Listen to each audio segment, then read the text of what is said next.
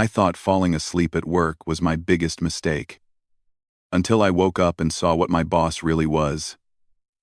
But here I am, about to tell you the craziest story that ever happened to me. And I swear, every word of this is true. It all started 6 months ago when I got a job offer that seemed too good to be true. I had been searching for work for almost 3 months after finishing my degree in biology. Money was getting tight, and I was starting to worry about paying rent. Then one day, I received an email from a company called Meridian Biotech. They wanted me to come in for an interview for a research assistant position. The pay they mentioned made my jaw drop. It was almost double what other labs were offering. The only catch was the location. The facility was out in the middle of nowhere, about 2 hours from the nearest city, surrounded by desert and red rocks. But honestly, for that kind of money, I would have worked on the moon. The interview went surprisingly well. The facility was this massive, modern building that looked completely out of place in the desert landscape.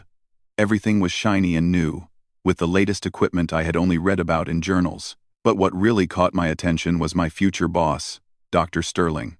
He was tall, maybe 6'3", and had this presence about him that made you pay attention. But there was something else too. Something I could not quite put my finger on. His skin looked almost too perfect, like it had never seen a single blemish, or even a pore. He wore these dark tinted glasses, even though we were inside, and his movements were just a bit too smooth, too precise. During the interview, he barely blinked. I remember thinking that was odd, but I pushed it aside. Maybe he was just very focused. He asked me intelligent questions about my research background and seemed genuinely impressed with my answers. By the end of the meeting, he offered me the job on the spot. I started the following Monday. The first few days were normal enough.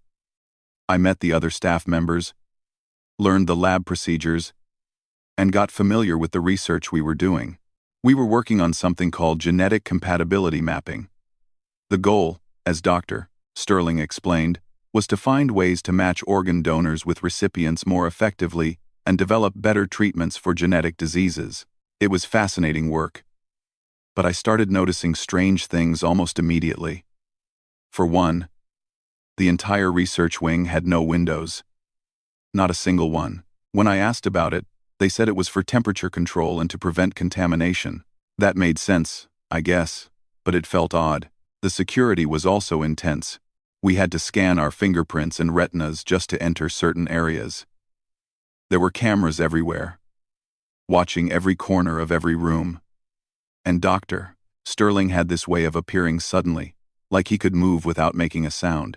You would be working alone, and then you would look up, and he would just be there, watching. The incident that really started everything happened during my second week. I had been working late, trying to finish analyzing some data before a deadline. The lab was quiet, and I was alone, or at least I thought I was. The exhaustion from the long hours finally caught up with me, and I must have dozed off at my desk. When I opened my eyes, my heart nearly jumped out of my chest. Dr. Sterling was standing right above me, leaning over my desk, just staring down at me. Not moving, not speaking, just watching. His face was maybe 2 feet from mine. In the dim light of the lab, his tinted glasses reflected the glow of my computer screen. I jerked awake with a gasp. He immediately straightened up and smiled, but it did not reach his eyes. At least, I could not tell if it did because of those glasses. "You should go home and get some rest," he said in his usual calm voice. "The data can wait until tomorrow." I stammered out an apology and started gathering my things. My hands were shaking.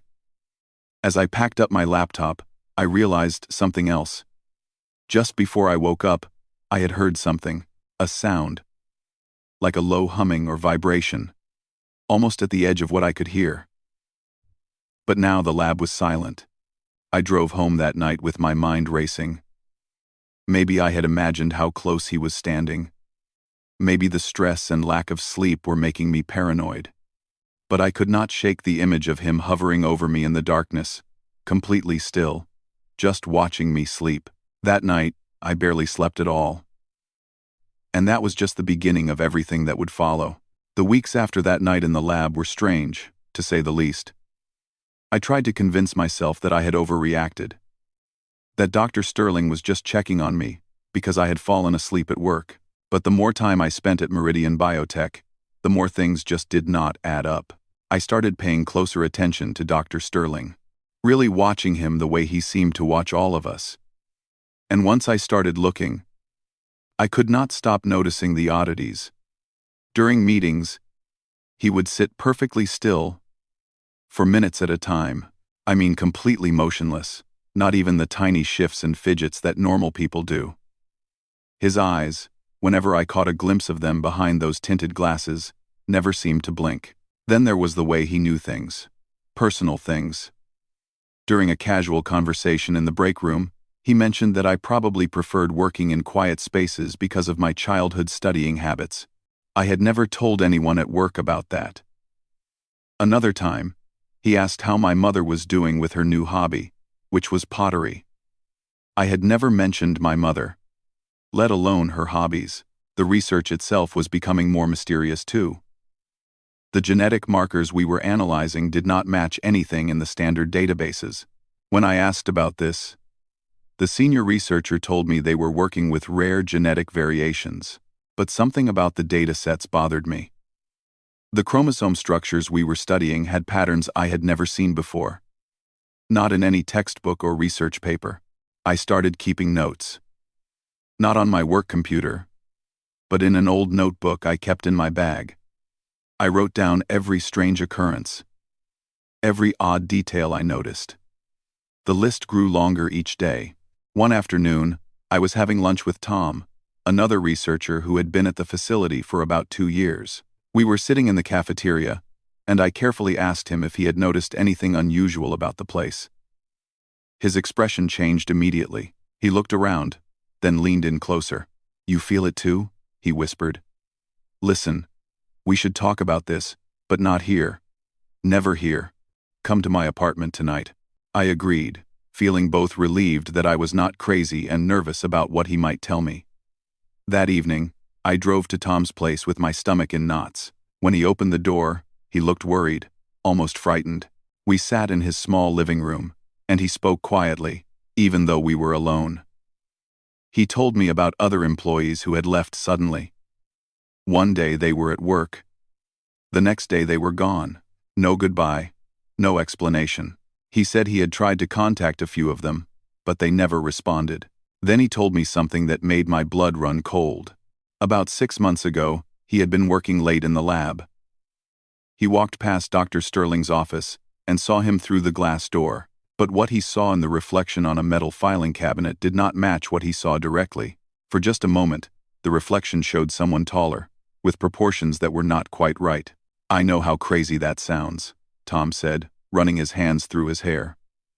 "But I saw what I saw. And ever since then, I have been too afraid to ask questions."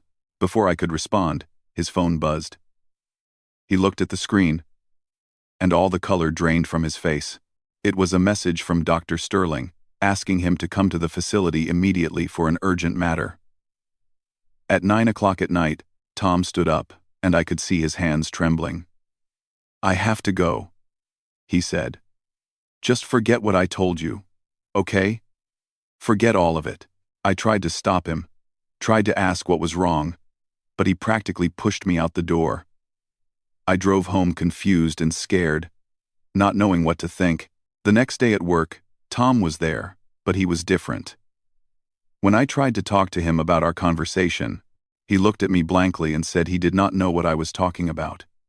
He acted like we had never met outside of work, like that entire evening had never happened, and he stayed away from me after that, barely making eye contact when we passed in the hallways. That was when I knew something was seriously wrong. This was not just me being paranoid or imagining things. Something was happening at this facility, something involving Dr. Sterling, and people were being affected by it, changed by it. I decided I needed proof. Real evidence that I could not explain away or forget. So I started recording myself. Setting up the hidden camera was easier than I thought. I used an old smartphone that I never used anymore, downloaded a recording app, and found ways to position it so it would not be noticed. I hid it among books on my desk, or tucked it behind equipment, always with the camera lens pointing at my workspace. I felt like a spy in my own job. But I needed to know the truth. At first, nothing unusual showed up in the recordings. Just me, working, typing, analyzing data, hours of boring footage. But I kept recording every single day. And then, about a week after I started, I noticed something that made my skin crawl. There were gaps in the recordings. Periods of time, usually 15 to 20 minutes, where the footage would skip. Not like a technical glitch, but like someone had edited out chunks of the video, but my phone had been locked. Nobody should have been able to access it. I also started noticing something else. Sometimes I would check the time on my computer and realize that 30 minutes had passed, but I had no memory of that time. I would be working on something, and then suddenly I would be working on something else, with no recollection of switching tasks. It was like losing time. Like pieces of my day were just disappearing. Then there were the marks. Small, faint red dots on my forearms that I did not remember getting. They did not hurt, and they faded after a day or two, but they kept appearing. I had no idea where they came from. The breakthrough came on a Thursday evening. I had set up my phone as usual, but this time, I also set up a backup recording on my laptop, hidden in a way that looked like it was just running normal software. I stayed late, working until most of the other staff had gone home.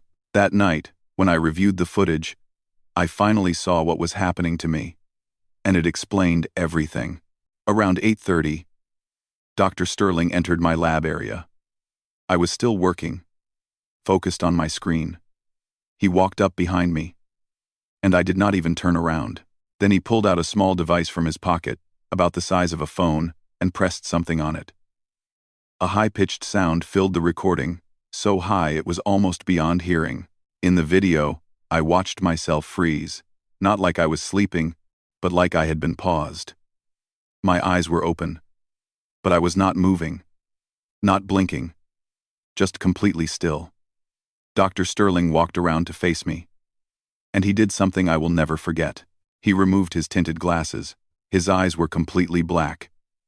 Not just the pupils, but the entire eye. There were no whites, no irises, nothing but solid, dark, reflective surfaces that seemed to shift and move like liquid. They were not human eyes. They could not be human eyes. He pulled out what looked like a scanner and waved it over my arms, my head, my torso.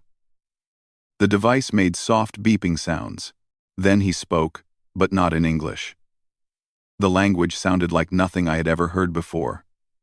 Musical, almost like chimes or bells, but formed into words. The whole examination lasted maybe 10 minutes. Then he put the device away, replaced his glasses, and walked out. About 30 seconds after he left, I blinked, moved my head, and continued working like nothing had happened. I had absolutely no memory of any of it. I watched that video 5 times, trying to convince myself it was fake, that someone had edited it, that my eyes were playing tricks on me. But deep down, I knew the truth. Dr. Sterling was not human. And he had been examining me, studying me, multiple times a week for who knows how long. The marks on my arms were from his scans. The lost time was from whatever that device did to me. And Tom, the other researcher who suddenly could not remember our conversation, he had probably been affected by the same thing. I copied the video file to 3 different USB drives and uploaded it to a secure cloud storage. Then I sat in my apartment, shaking, trying to figure out what to do next. Call the police? And tell them what? Exactly. That my boss is an alien? They would think I was having a breakdown. Go to the media? With what proof? A video that could easily be dismissed as a hoax or special effects? The smart thing would have been to quit, to walk away, and never look back. But I could not knowing what I knew, not without answers, so I made a decision that would change my life forever. I decided to confront him directly. If Dr. Sterling was going to examine me, study me, invade my mind and my memories, then I deserved to know why. I deserved to know what he was and what he wanted. The next morning, I went to work with the video on my phone and a determination in my chest that felt like steel. Whatever happened next, at least I would know the truth. Walking into Meridian Biotech that morning felt like stepping into a trap. Every camera in the hallways seemed to follow me. Every closed door felt like it was hiding secrets, but I kept my head up and went straight to my lab station, acting like everything was normal. I waited until lunchtime when most people left the research wing. Then I walked to Dr. Sterling's office and knocked on the door. My heart was pounding so hard I could hear it in my ears.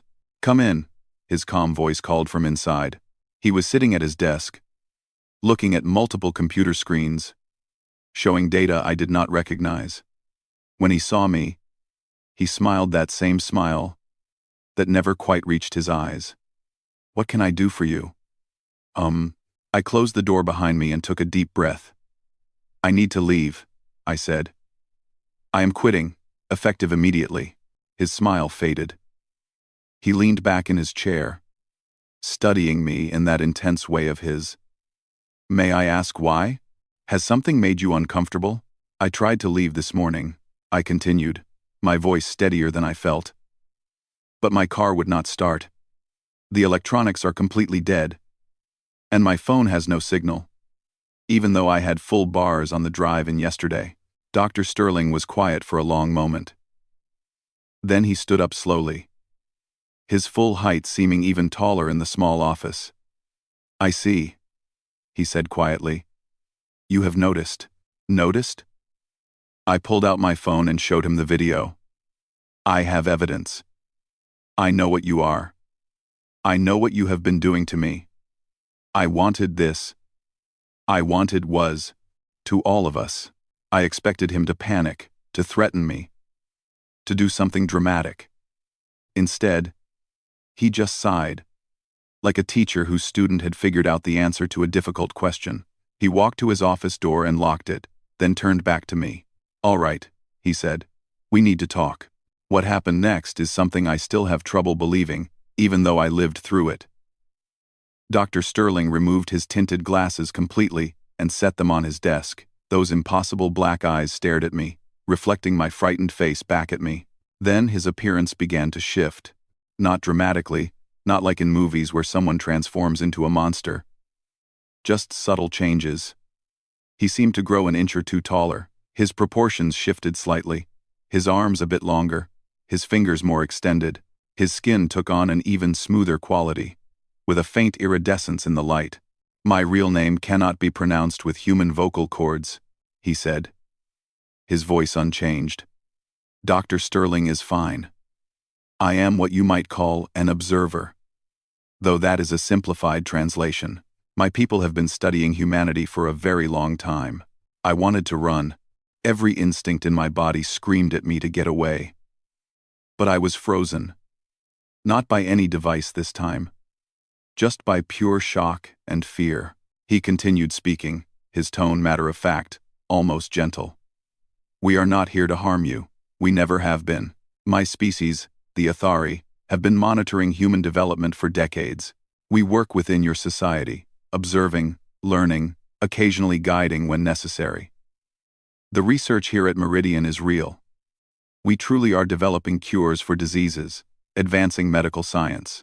But it also serves our purpose of understanding human genetics and biology." "The memory adjustments?" I managed to ask, my voice barely a whisper. "For protection," he said. "Both yours and ours. Most humans who learn the truth cannot handle it. They become obsessed, paranoid, or they try to expose us, which would create chaos. The adjustments allow people to continue their lives normally without the burden of this knowledge." "You have been examining me," I said, anger cutting through the fear. "Scanning me, studying me like I am some kind of lab animal." "Yes," he admitted, and at least he had the decency not to deny it. "You and several others. But I have never harmed anyone. The scans are non-invasive. I have been monitoring your health, your stress levels, your adaptation to the work environment, and I have been watching you specifically because you are extraordinary." "What?" He moved closer, and I stepped back against the wall. "Your problem-solving abilities, your resilience, your curiosity, they are remarkable, even by human standards. I have observed thousands of your species, but few have impressed me the way you have. That is why I have been watching more carefully. That is why I am having this conversation, instead of simply adjusting your memory and letting you go." He returned to his desk and picked up a small device, the same one I had seen in the video.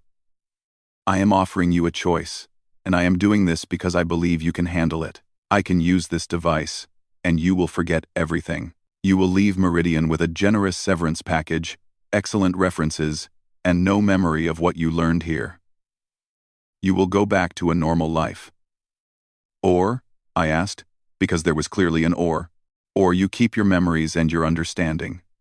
You continue working here, but now with full knowledge of what we are and what we do. You become a liaison of sorts, helping us understand humanity better while contributing to real scientific advancement. But if you choose this path, you can never tell anyone the truth. You will be monitored for the rest of your life. And you will carry the weight of knowing that humanity is not alone in the universe." The office felt too small suddenly. The choice he was offering seemed impossible. Forget and go back to normal? Or remember and live with this massive secret forever? "I need time," I said. "You have until tomorrow morning," Dr. Sterling replied, putting his glasses back on. His appearance shifted back to its human disguise. "Your car will work again. Your phone will have signal.